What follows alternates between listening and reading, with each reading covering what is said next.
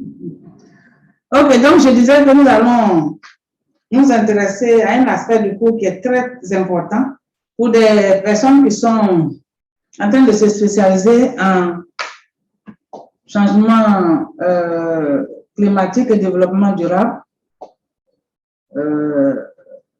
C'est un ensemble de faits, c'est un ensemble de, disons, la synthèse de plusieurs années de lutte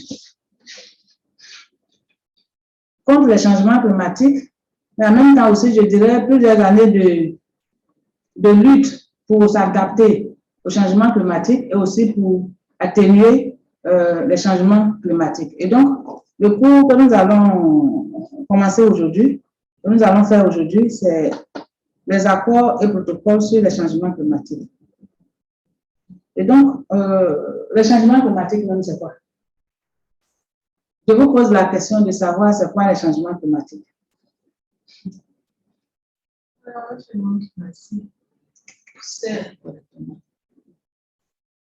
changements climatiques, c'est lorsqu'on observe une variabilité statistiquement significative. Comment? Une variabilité significative. Significative. De quoi? De l'atmosphère. De l'atmosphère. De l'atmosphère. Nafi, est-ce que vous êtes d'accord avec ce qu'elle a dit?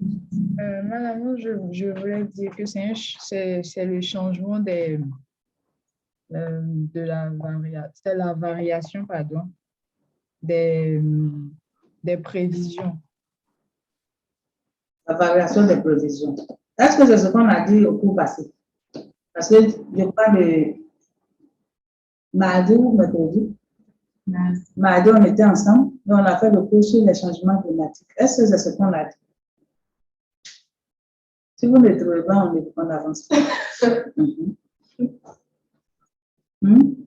Quand on a parlé de changement climatique ici, est-ce que c'est ce qu'on s'est dit?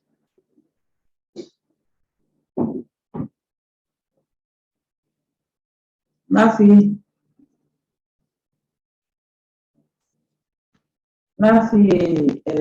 à quoi? C'est ça, non? Parlez bien, parce que quand vous allez finir ce cours, on va dire que vous êtes spécialisé en changement climatique, là, ça va nous faire mal. Le changement climatique, c'est quoi? Le changement climatique. D'abord même, qu'est-ce qui fait qu'on a commencé à penser à un changement climatique?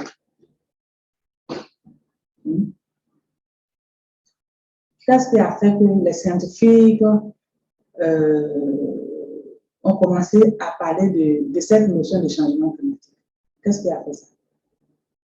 Qu'est-ce qui les a amenés à faire sortir, à dire qu'il y a un changement qui est en train de s'opérer?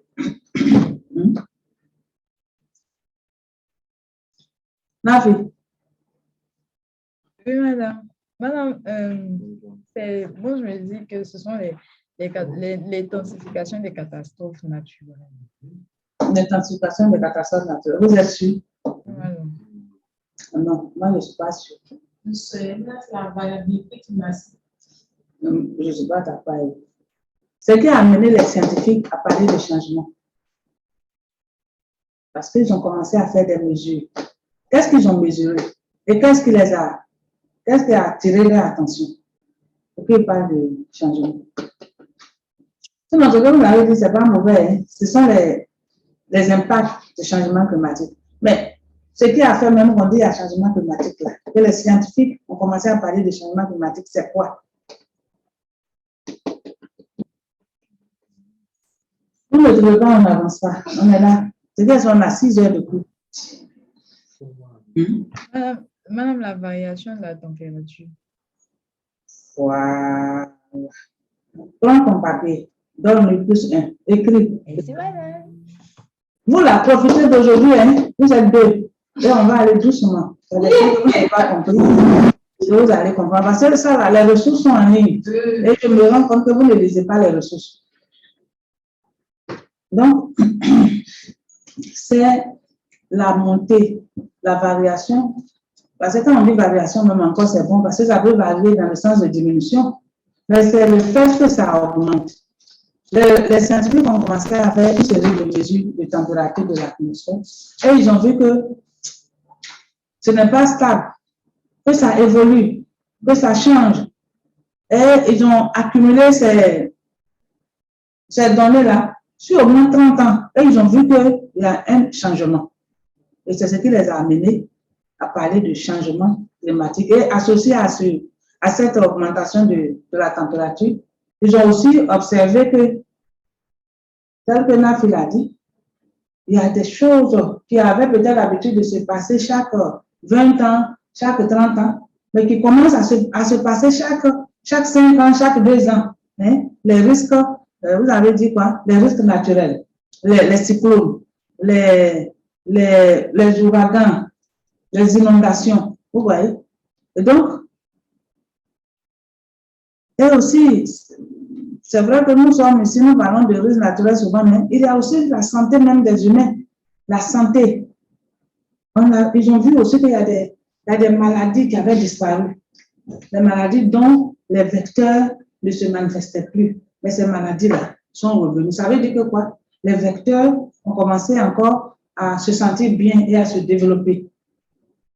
Il y a aussi quoi? Il y a la biodiversité. Donc, parlant de maladies et de vecteurs, effectivement, puisque les vecteurs des maladies font partie des espèces biologiques, des espèces animales qui sont à la base donc, de ces maladies-là.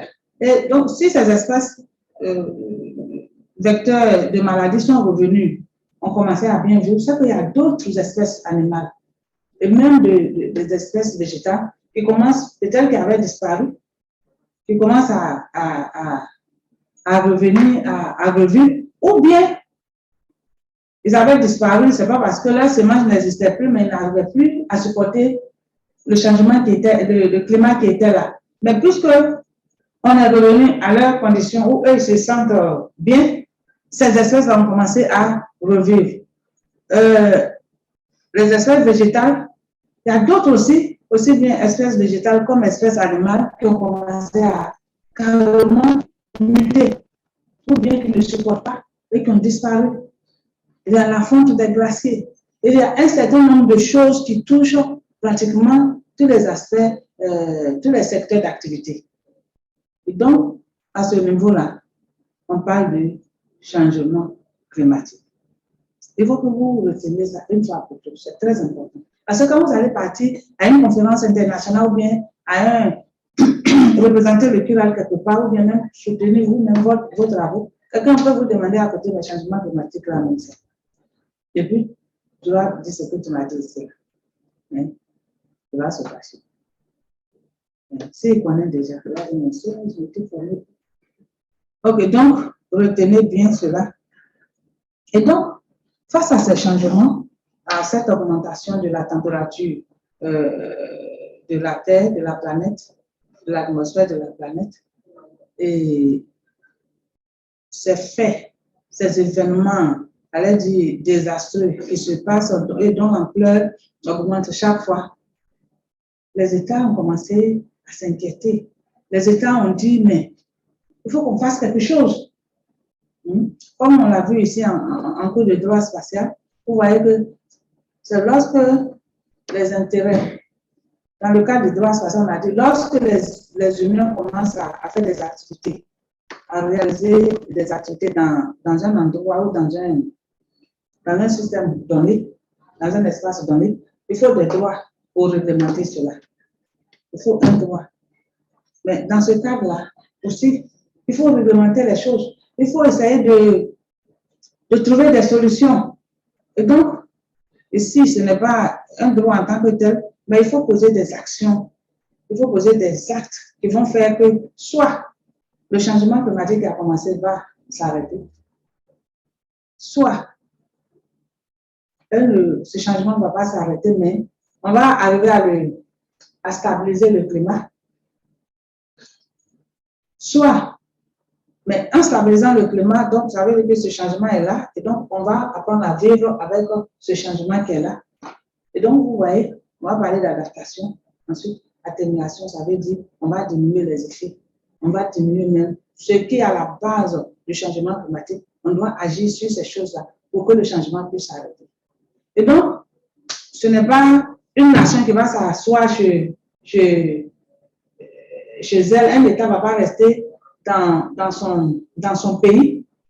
Et puis, bon, chercher à trouver des solutions à son niveau. C'est un problème global. Le changement climatique est global, donc il faut des solutions globales. Et dans ce cadre-là, les États vont décider, vont commencer un certain nombre de rencontres, vont initier des rencontres scientifiques, des rencontres politiques, des rencontres dans le sens de prendre des décisions pour pouvoir arrêter, pour pouvoir stabiliser, pour pouvoir faire face au changement climatique. Et donc, ce cours-là, c'est essentiellement ça.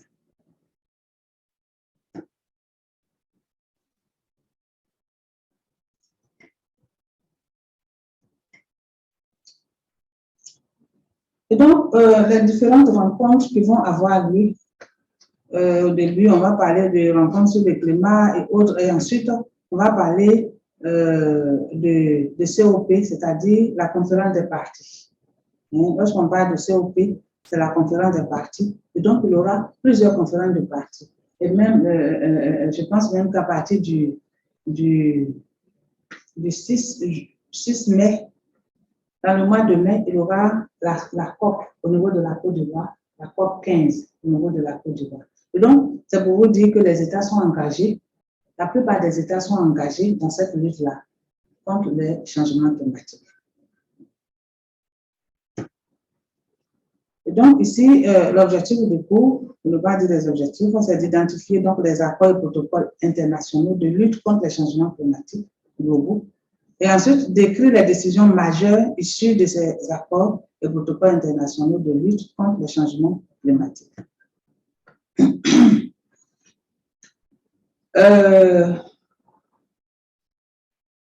Et donc, on va faire un peu, juste un petit résumé ici. Donc, on voit que depuis, en 1995, des négociations ont débuté pour renforcer la réponse au changement climatique.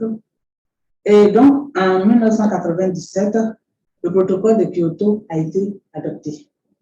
Donc, vous voyez que ce protocole de Kyoto contient des mesures contraignantes. Ça veut dire quoi? Que le protocole a été créé, mis en place, de sorte que les États se sentent contraints de respecter les décisions qui ont été prises dans ce protocole. Et donc, ce protocole qui a commencé en 2008 devrait se terminer en 2012. Mais il y a eu des négociations pour que ce protocole puisse être prolongé. Et ce protocole a été prolongé jusqu'à ce qu'on arrive en 2015, si je ne me trompe pas, avec les accords de Paris. Voilà, les accords de Paris. Au niveau des accords de Paris, on n'a pas encore eu un protocole encore contraignant pour remplacer Kyoto, mais il y a eu des décisions qui ont été prises avant Paris, de sorte que au moment de Paris, c'est-à-dire au moment de cette COP, de cette conférence des parties à Paris, les États étaient obligés de venir dire de venir annoncer leur plan, leur stratégie pour pouvoir diminuer leur émissions de gaz à effet de serre dans l'atmosphère. Est-ce que vous me suivez? Pourquoi diminution de gaz, d'émissions de gaz à effet de serre dans l'atmosphère? Parce que lorsqu'on parle de changement climatique, d'augmentation de la température, c'est l'effet de serre. C'est l'effet de serre qui est à la base de cela. Et si on veut donc arrêter les changements climatiques, une façon de faire, c'est de pouvoir diminuer la présence ou la teneur des gaz à effet de serre dans l'atmosphère. Et pour qu'on puisse arriver à cela, il faut que chaque État décide dans chaque secteur d'activité, par exemple pour les véhicules, pour l'agriculture, pour tous ces secteurs d'activité-là. Ok, on va faire une diminution. On a fait nos mesures actuelles et on essaie de voir. On va adopter, par exemple, de nouvelles voitures ou de nouveaux types de véhicules qui ne vont pas trop émettre dans l'atmosphère. On va adopter, par exemple, une autre façon de faire l'agriculture qui va faire qu'on ne va pas émettre trop dans l'atmosphère le CO2, les activités minières, toutes ces activités-là. Donc, chaque État a eu le temps de travailler sur ces choses. Et même, les travaux continuent dans ce sens, de sorte que chaque État puisse arriver à faire descendre ces émissions de gaz à effet de serre dans l'atmosphère, telles qu'elle a déclaré aux accords de Paris. Et si on arrive à cela, la température pourrait descendre.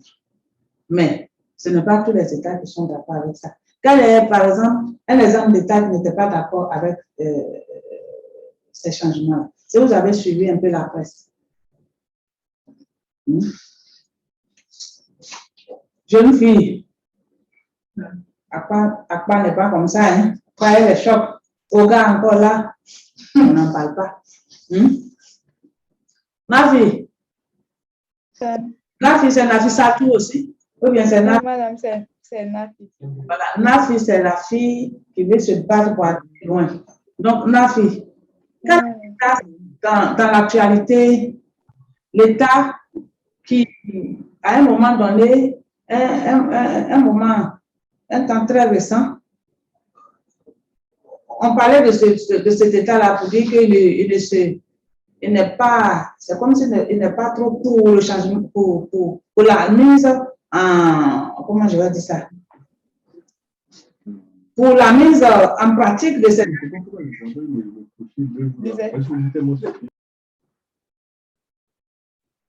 Oui, c'est quel État? Un État bien connu de tous. Les États-Unis. Excusez, c'est quel homme qui parle? C'est Souka. Ah, Monsieur Souka, vous êtes connecté? Oui, je suis connecté, madame. Ah, excusez-moi, je ne vous avais pas vu. Donc... Je viens d'arriver. Ah, ok. C'est les États-Unis, effectivement. Voilà, donnez plus un à M. Souka. Je vous ai dit aujourd'hui, c'est la distribution des plus. Merci, madame. Je ne vais pas tenir compte de ça. Comment ça? Je tiens compte de ça. Hein? Avant de faire mes moyennes, le chef va m'envoyer tout ça. Voilà. Et donc, vous voyez, c'est les États-Unis. On parlait des États-Unis, en tout cas au moment où le président Donald Trump était là. C'est comme s'il s'en foutait même de cette affaire selon ce qu'on entendait de la presse, de changement climatique. Voilà. Donc, c'est très important. Et donc, après l'accord de Paris, effectivement, il y a eu d'autres accords. Il y a eu pas d'autres accords, mais d'autres rencontres pour consolider les accords de Paris et pour pouvoir mettre en œuvre, respecter ces accords de Paris-là pour aboutir à une diminution effective de l'émission de gaz à effet de serre dans l'atmosphère, gaz à effet de serre d'origine anthropique. Voilà. Et donc, notre évaluation, c'est toujours de la même façon. Hein. 50% pour les crises. Vous avez déjà commencé les crises? OK. Normalement, on devait passer à travers les crises un peu, les corrections, pour voir s'il y a des choses. Mais bon, et puis même les activités. Mais comme au moment où on fait le cours, les activités n'ont pas encore été faites, on ne peut pas, si on, ça ne va pas, voilà. Et donc, voilà, c'est 50% pour les crises, 50% pour les autres activités. Même s'il y a un examen final dedans, tout ça sera compté pour 50%. Voilà. Et donc, dans le cadre de ce cours, généralement, ce que je fais, les quiz à part, les autres activités qui sont en ligne, et puis il y a les exposés. C'est le même concept que le cours sur les changements climatiques. Les exposés, un exposé en classe et puis l'autre qu'on rend sous forme de PowerPoint et de documents. Les deux. Voilà. Est-ce qu'il y a des questions? Est-ce que vous avez des questions? Non, pas encore, madame. Ok.